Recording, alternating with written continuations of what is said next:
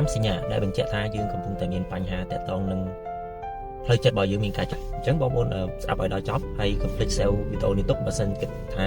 វាល្អសម្រាប់បងប្អូនទាំងអស់គ្នាទី1តាក់ទងនឹងបញ្ហាដែលយើងតែងតែជួបប្រទះហើយយើងតែងតែសុំទោសគេមានន័យថាទោះយើងធ្វើរឿងត្រូវក៏ដោយប៉ុន្តែយើងមានអារម្មណ៍ថាយើងចង់សុំទោសគេទោះបីយើងធ្វើត្រូវក៏ដោយអានឹងរឿងទី1រឿងទី2សំខាន់តាក់ទងនឹងយើងភ័យខ្លាចរឿងនៅជុំវិញខ្លួនរបស់យើងមានន័យថាយើងភ័យខ្លាចនេះព្រោះយើងភ័យតិចថាយើងធ្វើអញ្ចេះទៅខ្លាចខធ្វើអញ្ចេះខ្លាចខអញ្ចឹងទៅអញ្ចឹងយើងតែងតែមានអារម្មណ៍ថាយើងភ័យខ្លាចនៅពេលដែលយើងនៅក្នុងចំណោមមនុស្សណាមួយឬក៏យើងធ្វើអីមួយដែលមិនសមប្រកបនឹងចិត្តយើងតែងតែមានអារម្មណ៍ភ័យខ្លាចទី3តកតងនឹងមិនហ៊ានប្រឈមនឹងបញ្ហាឬក៏ស្ថានភាពលំបាកពេលខ្លះយើងមានអារម្មណ៍ថាអូពិបាកមែនទែននៅក្នុងការដែលឲ្យយើងទៅប្រឈមរឿងទាំងអស់ហ្នឹងយើងមិនមានភាពក្លាហានទៅក្នុងការដោះស្រាយរឿងទាំងអស់ហ្នឹងមួយទៀតតកតងនឹងអនុញ្ញាតឲ្យគំនិតរិះគន់របស់អ្នកដទៃហ្នឹងក្របសង្កត់មកលើផ្លូវចិត្តយើងខ្លាំងពេកមានន័យថាយើងចូលចិត្តយកអារម្មណ៍របស់គេហ្នឹងយកមកដាក់ក្នុងចិត្តរបស់យើងពេកឬក៏សម្ដីអ្នកដទៃហ្នឹងដាក់ក្នុងចិត្តយើងខ្លាំងពេកអញ្ចឹងវាធ្វើឲ្យអារម្មណ៍របស់យើងមិនស្រឡះធ្វើអារម្មណ៍យើងមិនល្អវាធ្វើឲ្យយើងមានអារម្មណ៍កើតយើងគិតច្រើនយើងឆាប់មានអារម្មណ៍ថាអូយើងគិតបែបហ្នឹងទៅវាមិនល្អគិតបែបនេះឬក៏មិនល្អហើយមួយទៀតសញ្ញាតកតងនឹងចុងក្រោយសំខាន់គឺមិនហ៊ានសាកល្បងរឿងអីដែលថ្មីឬក៏យើងអត់ព្រមចាក់ចេញពី comfort zone មួយហ្នឹងមានន័យថាយើងគិតថាបើសិនជាយើងផ្លាស់ប្ដូរចេញពីកន្លែងហ្នឹងទៅយើងគិតថាអូនឹងមានរឿងអីកើតឡើង2 3 4ប៉ុន្តែយើងកំតន់គិតបែបហ្នឹងយើងផ្លាស់ប្ដូរសិនហើយយើងផ្លាស់ប្ដូរទម្លាប់ទាំងអស់ហ្នឹងសិនអញ្ចឹងបើសិនជាយើងមានទម្លាប់ទាំងអស់ហ្នឹងហើយមានន័យថាជាសញ្ញាដែលបញ្ជាក់ថា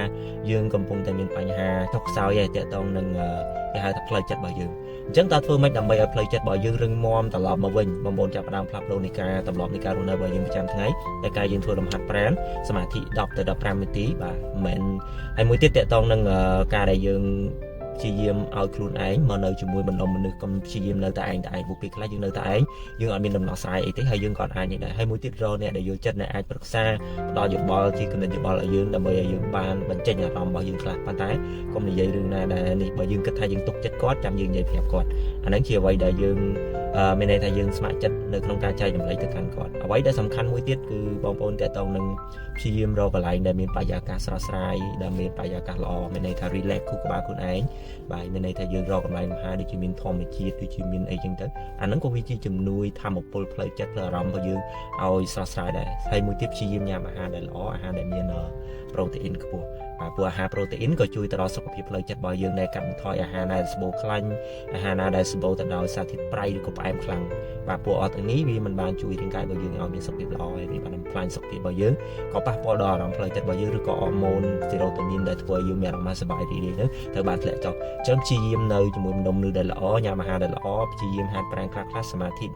បន្ថែមទៀតដើម្បីឲ្យផ្លូវចិត្តយើងរឹងមាំឲ្យយើងមានការបដោតល្អប្រសើរជាងមុនអញ្ចឹងសម្រាប់បងប្អូនបើសិនជាមានថាគិតថាល្អកុំភ្លេចចែករំលែកបាទអរគុណ